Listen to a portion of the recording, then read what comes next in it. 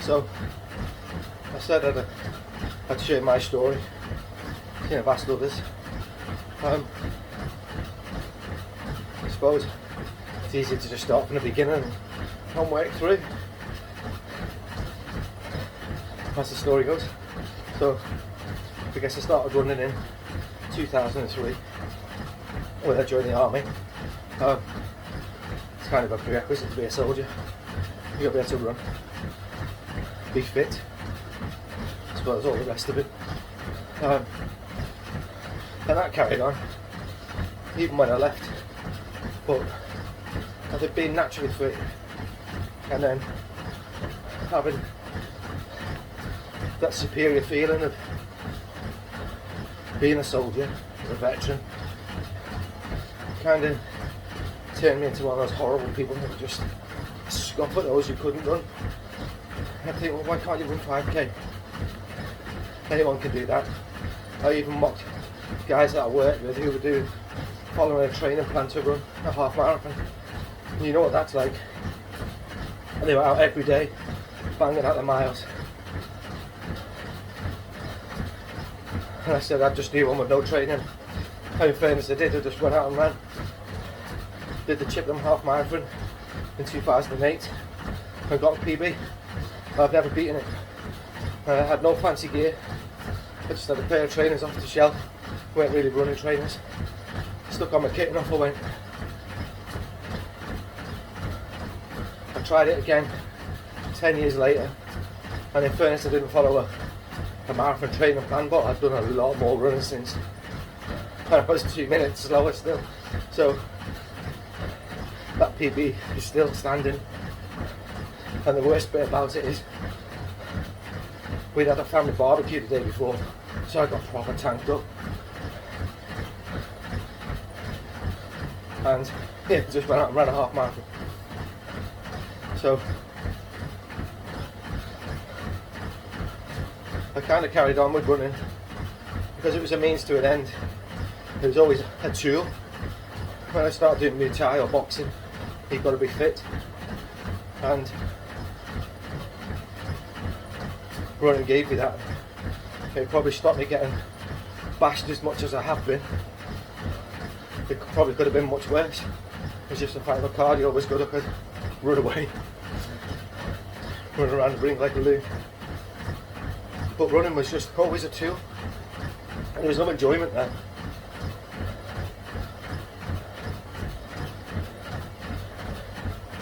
And then life just kind of ticked along. It was just, I went through, let's just call it a crazy period. Amanda calls it self-destruct, and in fairness that's what it was. I look back now and just think, wow, that's crazy. So that was just a bit of an arse. Oh, that's putting it in the nicest possible terms. But I did hit rock bottom.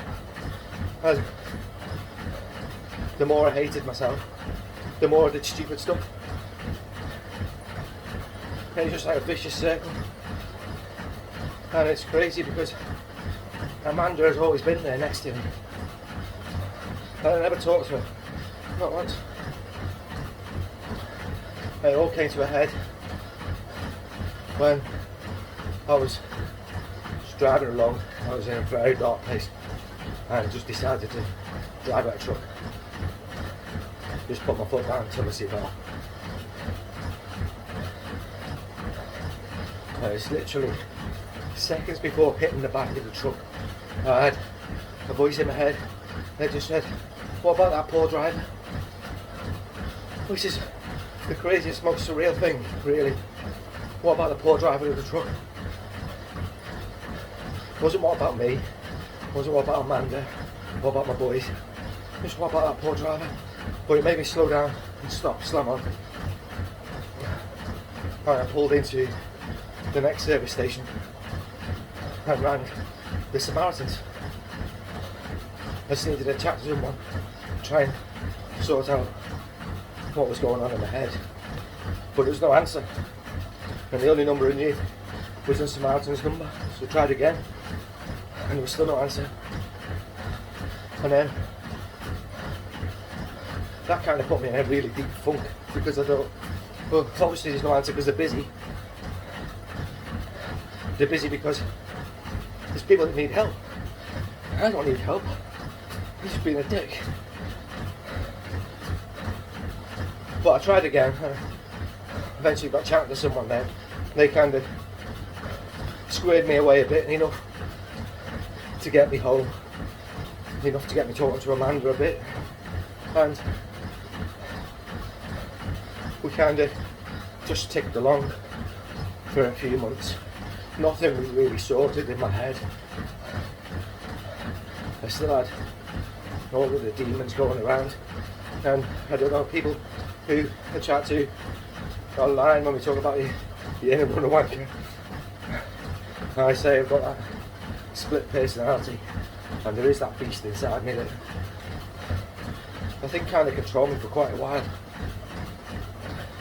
instead of me harnessing him, which is a whole different ballgame. So things just tumbled along really, nothing was ever sorted, and then I started gambling again. And it just went downhill steeply then. And in fairness, and I really don't blame her, Amanda gave me an ultimatum. So that day I went online and did Gamble Aware or whatever it was, and I just cancelled everything. So that was a step in the right direction. And before all that, I'd applied for counselling with the NHS. I'd told them what I'd done,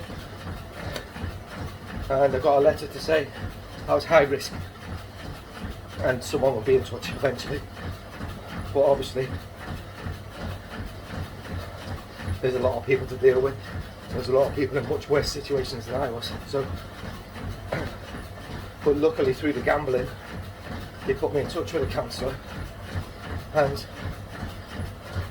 I went and did 4 months, I think, of counselling. And wow, what a difference that made.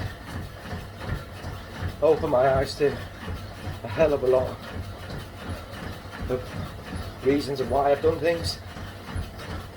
If not reasons why, then certainly pointers about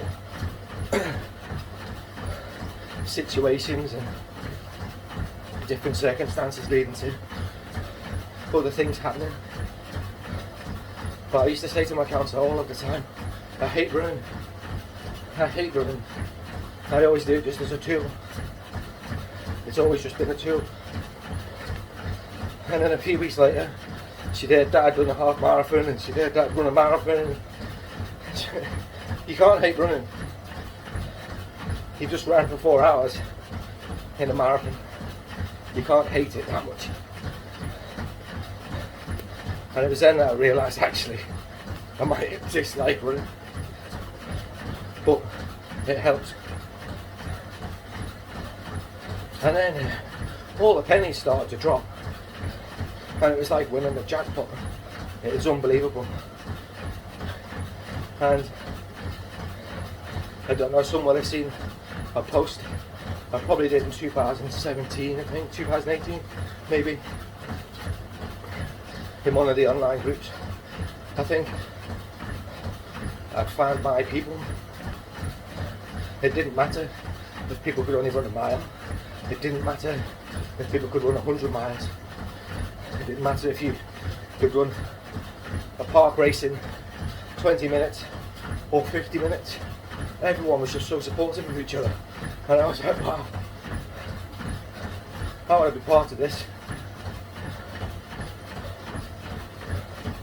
And it was also why I was going through my counselling. I was out running on my lunch break, and I work next to a massive army camp, and there's always people running out and about. You'll see them with backpacks on, and there's some quite gnarly hills. And I'd only done 5k, I think, but I'd gone pretty hard, and I was blowing. And I see one of the squaddies running towards me, fresh as a daisy, and I was thinking to myself, how far has he ran already? has only just started. He's not running as hard as me. He's not running as fast as me. Is he running further though? And that was my eureka moment. I kind of realised then that running, you can compare to life. Everybody is on their own journey. Some have it harder than others. Some have it easier. It really doesn't matter. As long as you keep putting one foot in front of the other, then you're winning. You're winning whether you only do 1k a week, whether you do 1,000k a month. It really doesn't matter. Just putting that left foot in front of the right and carrying on going. And it doesn't matter if you have a down day. It doesn't matter if you have a bad run. It doesn't matter if some days you just can't be arsed. And believe me, I've had loads of those days. And that kind of, more recently, having those days, I could feel myself sliding down into that funk again. But I got chatting to someone online and we did a bit of mediation, and I realised how that was working, how drinking was affecting my mood, and pretty much knocked the heavy drinking on the head. Even during lockdown I've had moments where, yeah, I've gone a little bit too heavy, but I don't beat myself up about it anymore, which is always my worst thing, I think. I was always beating myself up about stuff. Oh, you weren't good enough to go out for a run today. Oh, so I drink. Oh, you're not good enough to do this. Oh, you've already had 5 beers. You might as well have another 5. You've ruined it for the day. And all of these things, all just tie in together with everything, I think. You see people on diets who do the exact same mantra. Oh, I've ruined my diet for the day because I had peanut butter on my toast and I shouldn't have had. Or I had butter instead of low fat spread. And they think it's ruined it for the day. And it hasn't. It's just one little lapse, which is fine. So, whilst I was going through my counselling, I came across Calm. I think I'd seen an advert on Dave. And I was like, wow, why didn't I know about that? And it got me thinking that awareness needs to be raised a bit more. And we are getting better as a society about men's health, mental health. I mean, 10 years ago, I could be off with a broken leg and everyone would go, yeah, okay, that's fine. But if I said I was depressed, you get some funny looks. Even now, you still can. But I do think we're getting a lot better. So I contacted Carl and said, what can I do? Can I fundraise for you? Can I raise awareness? And I did my first marathon last year. And I ran that for Carl. And then, because I've done fundraisers every year since I've left the army really, they've just kind of got worse, or bigger, or crazier. Because once people have sponsored you for a half marathon, I found, especially with the guys that I work with, a lot of them being ex-military, they're like, oh, you can do a half marathon, I'm not sponsoring you for that. So the ideas have just got crazier and crazier. So I did an ultra, then I did an ultra carrying 60 pounds. I did 2 ultras in 2 weeks. And then I came up with this crazy challenge. Let's see if I can break a world record. Because a lot of it is in your head. Yes, it's going to hurt my body, I know that. But I'm determined to do it. Amanda says I'm stubborn. I say that's a negative word. I don't like that word. Although I do see where she comes from. So now I use that thing that drove me to do stupid things in a good way. Like I've harnessed it and directed it I've pointed it in a direction. It knows where it needs to go now. And then getting sick and having to postpone from this week was a massive blow to start with. Although postponing it was before I actually got sick, so it turned out to be a silver lining. But I use that as a sign, really, because I'd come up with a plan myself, a training plan that was, I don't know, plucked out of thin air, really. So I got in touch with her running coach, and Kat's been brilliant. I think she gets with a mentality. She's a squaddy too. She knows how far to push, and I've been with her for 5 weeks now. This is the 5th block. And I think we've got a good relationship going, and with her help, I'm definitely going to smash the record.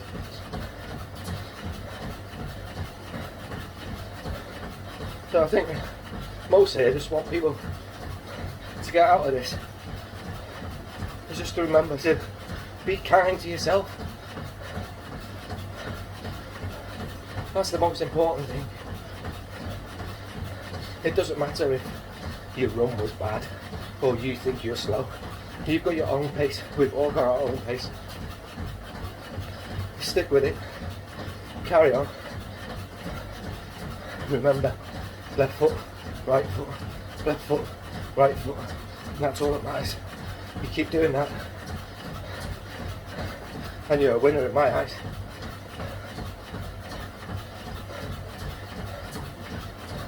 Stay safe, everyone.